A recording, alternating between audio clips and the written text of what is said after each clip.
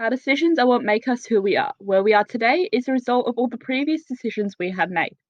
However, often these decisions are extremely hard to make. Chocolate or vanilla, cats or dogs, capitalism or communism. For Karl Marx, the last question was an easy choice, but as for the others, you might have to ask him. Karl Marx was a German-born Catholic born in 1818. His family had turned Catholic from Judaism due to oppression against the Jews at that time. At this time, Germany was not yet officially a nation, only a collection of roughly 1,700 independent German states. This could have possibly influenced his later views, as he has demonstrated he believes a combined nation is the best system. In his early days, he studied philosophy, writing his PhD thesis on the contrasting views of Epicurus and Democritus. However, he turned away from philosophy in his mid-20s, moving more towards economics and politics. This was partially due to the fact that he had fallen to a group of radical thinkers, which meant he was unable to get an academic job. This meant that he turned to journalism, where he was exposed to much more radicalist theories and where he started to consider the communist agenda.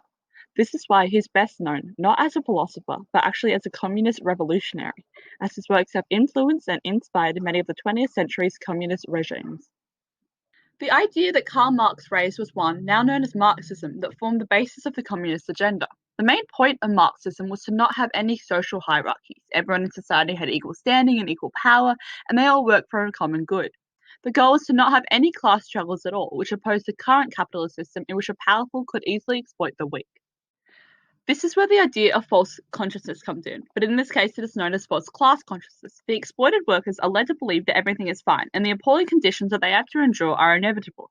They're not aware of their common interest of rising up against their oppressors, as in a Marxist opinion they have been essentially brainwashed into thinking they're in the best situation possible. However, in Karl Marx's proposed society, there will not be this imbalance of power, and no one worker will be left behind. He believed that he'd realized the truth about capitalism and he had to make other people aware of it as well.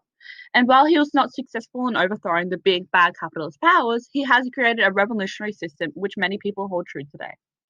However, there are a number of present issues with the Marxist and communist agendas. First of all, non-market planning, which is a proposed method of stopping economic exploitation, has proven to be unworkable and hard to use in complex economies in large countries. Additionally, in the Marxist system, the question of democratic and equal politics comes into play. How can we determine who has the power to make decisions about the entire country if everyone is meant to have equal power?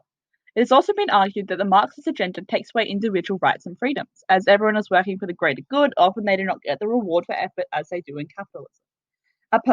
Additionally, in very traditional Marxist societies, individuality is not supported. Difference of opinion, religion, and understandings are often taken as capitalist policies and frowned upon.